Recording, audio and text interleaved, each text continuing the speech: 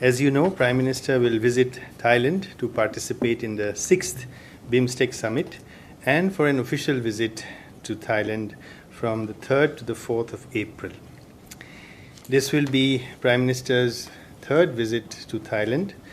In November 2019, he had attended the ASEAN and East Asia Summit that was hosted by Thailand. And earlier he had been to Bangkok en route to Tokyo in November 2016 when he had gone to pay homage to the late King Rama IX. As you know, India and Thailand have historically warm bilateral relations, shared civilizational, cultural, and religious bonds. Thailand is India's maritime neighbor, a valuable partner in our Act East policy and vision for the Indo-Pacific, and also a highly valued partner in BIMSTEC. Our bilateral ties are multifaceted and cover a range of joint cooperation from defense and security to trade and investment, connectivity, science, technology, innovation, education, space, health, culture, tourism, and people-to-people exchanges. Thailand is the third largest economy in ASEAN and our fourth largest trading partner after Singapore, Indonesia, and Malaysia in the ASEAN region. Our trade is almost $15 billion, and our exports to Thailand are about $5 billion, and imports from Thailand about almost $10 billion.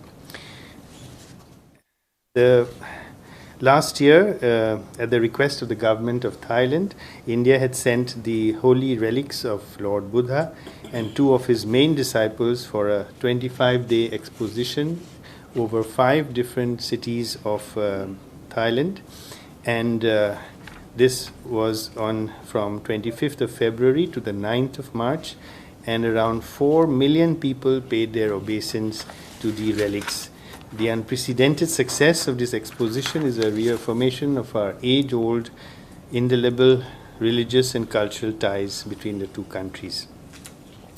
India and Thailand cooperate in ASEAN and the East Asia Summit process, and as I said, in the Bay of Bengal Initiative for Multisectoral Technical and Economic Cooperation, the Mekong-Ganga Cooperation, and the Indian Ocean Rim Association.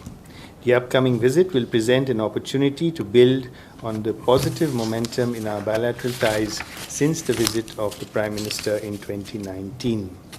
The Prime Minister will hold bilateral meetings with the Prime Minister of Thailand, Ms. Paetongtarn Shinawatra. This will be his second meeting with the Thai Prime Minister. He had earlier met her on the margins of the ASEAN Summit in Vientiane on 11th of October last year. They will review the progress in the entire gamut of bilateral relations and ways to add greater momentum to the India-Thailand bilateral partnership, and also exchange views on the regional and multilateral issues. They will also witness the signing of several bilateral documents. The Prime Minister is also expected to have an audience with His Majesty King Rama X and Her Majesty the Queen of Thailand. In addition to the bilateral component of the visit, Prime Minister will be attending the 6th BIMSTEC Summit in Bangkok. The theme of this summit is BIMSTEC, Prosperous, Resilient, and Open. The summit on the 4th of April is to be preceded by the BIMSTEC Ministerial Conference and also by the senior officials meeting. As is the normal practice, the chair of BIMSTEC will rotate from the current chair, Thailand, to the next chair, which is Bangladesh. As you know, the efforts to develop a regional cooperation platform along the Bay of Bengal began in June 1997 with the establishment of BISTEC, which was a grouping of Bangladesh, India, Sri Lanka, and Thailand economic cooperation. With the addition of Myanmar in December that year, and then Nepal and Bhutan in February 2004, this became a grouping of 7 countries. Over the past 27 years of its existence, and especially over the last 10 years, BIMSTEC has been making steady progress towards becoming a permanent, formalized multilateral grouping. The practice of holding summit meetings began in July 2005 in Bangkok, and India hosted the next summit in 2008. In 2014, the BIMSTEC Secretariat was established in Dhaka, and India hosted the BIMSTEC Leaders Retreat alongside the BRICS Summit in Goa in 2016. A summit was held in Kathmandu in 2018, and in 2022, the 5th BIMSTEC Summit was held virtually by the then chair, Sri Lanka. The BIMSTEC Charter was approved, and the reorganization of BIMSTEC activities under 7 pillars was also approved at that summit. At the forthcoming Bangkok Summit, the Bangkok Vision 2030 will be adopted, and the report of the BIMSTEC Eminent Persons Group will also be endorsed to chart the future direction of BIMSTEC. Significant recent development in BIMSTEC has been that the Charter has come into force in May last year. This gives the grouping an international personality, lays down its principles and purposes, and also the basic institutional architecture of the grouping. Prime Minister Modi's decision to host the BIMSTEC Leaders Retreat in Goa in 2016 was a signal development for BIMSTEC. The Prime Minister is personally invested in BIMSTEC. He also invited all the BIMSTEC leaders to his inauguration in 2019. Our focus in BIMSTEC is on institution and capacity building, strengthening security, including maritime and cyber security, climate security, including disaster preparedness, food and human security, and increased connectivity, which is trade, energy, transport, digital, and people to people, which are our priority areas. We lead the security pillar of the cooperation, and its focus is on establishing strong legal frameworks to combat terrorism, transnational crimes, and prevent violent extremism in the region. And at the same time, establishing cooperative mechanisms that will facilitate close cooperation among security and law enforcement agencies. The BIMSTEC region is prone to extreme weather events and natural disasters. Its relevance can be seen from today in the devastating earthquake in Myanmar and Thailand. Collaboration in disaster management and between our disaster management authorities through HADR exercises has been a priority area for India. India hosts the regular BIMSTEC disaster management exercises and collaboration activities involving advanced weather forecasting.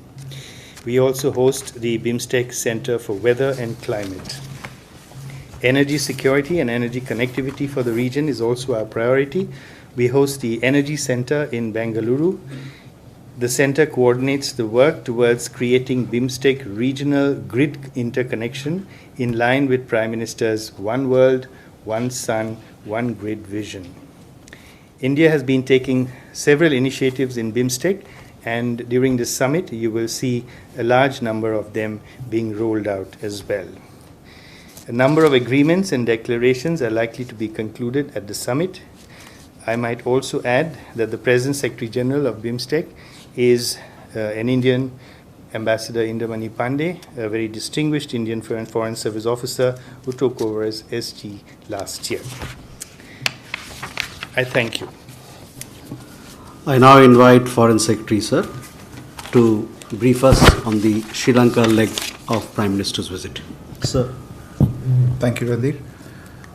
Following the BIMSTEC summit in Bangkok, Prime Minister will travel to Sri Lanka from 4th to 6th April for a state visit on the invitation of President Anura Kumara Dissanayake of Sri Lanka. You would all recall that President Dissanayake had visited New Delhi in December of 2024 on his first overseas visit after taking office as president. And now Prime Minister Modi is returning this visit by becoming the first foreign leader to be hosted by President Dissanayake in his capacity as President of Sri Lanka. These visits, coming as they do in close succession, reflect the importance that both countries, India and Sri Lanka, attach to their bilateral relations. This will also be Prime Minister's fourth visit to Sri Lanka during his tenure in office. He last visited Sri Lanka in 2019, as you might recall. That was on as a mark of solidarity after the Easter Sunday terrorist attacks in Colombo. The India-Sri Lanka relationship is one that is rooted in deep civilizational links based on shared ties of history, religion, culture, and strong people-to-people ties, as well as in the modern era, very close economic, cultural, and technical partnership. Sri Lanka is an integral part of our neighborhood first policy, and the relationship, based as it is on mutual trust and goodwill, has stood the test of time. India has come to the assistance of Sri Lanka at critical moments, most recently during the unprecedented economic crisis that Sri Lanka faced in 2022. And India was glad to be able to play a key role in the economic stabilization and recovery of Sri Lanka, thereby demonstrating its dependence, its commitment as a dependable neighbor to Sri Lanka, and indeed as a first responder to any crisis in the region. This visit, therefore, also comes in the context of a recovering Sri Lankan economy, and as Sri Lanka resumes its growth path, the visit is coming at an opportune moment for giving the two countries an opportunity to explore new areas of partnership and cooperation. You would also recall the joint statement that was adopted on the occasion of President Dissanayke's visit in December 2024, where there was a commitment to explore the complementarities in the two economies for mutual benefit. And taking that forward, this visit too will focus on promoting investments and deepening connectivity, physical connectivity, digital connectivity, energy connectivity, and in various other domains. Insofar as the elements of the visit are concerned, the Prime Minister will arrive in Colombo on the evening of the 4th of April. There will be a ceremonial welcome there. And the following day, the 5th of April, will be the main day of engagements in Colombo. Prime Minister and President will hold official discussions. They will together dedicate several projects that are being built with Indian assistance in Sri Lanka, and we'll also witness the exchange of several MOUs pertaining to, as I said, energy connectivity, digitization, defense, health, and multi-sectoral grant assistance. The two leaders will also witness the virtual groundbreaking of the Sampur solar energy project. This is in many senses going to be a milestone in the bilateral partnership. The Prime Minister will meet with other political leaders in Sri Lanka during his stay in Colombo, and the President will also host a state banquet in his honor. The following day, on April 6, President Dissanayake and Prime Minister will travel together to the historic city of Anuradhapura. They will pay their respects at the Jayashree Mahabodhi temple there. As you would all be aware, this temple holds a rather special significance in the India-Sri Lanka civilizational partnership, because it is here at this temple that a sapling from the Bodhi tree was brought by Theri Sangamitta, the daughter of Emperor Ashoka, from India, and was planted there in the precincts of the temple. And during the visit to Anuradhapura, the two leaders will also inaugurate two India-assisted projects in Anuradhapura, and the Prime Minister will leave for home later on the 6th of April. These are just some elements of the visit. We will have more details to update you on on the exact understandings and agreements that are signed during the visit.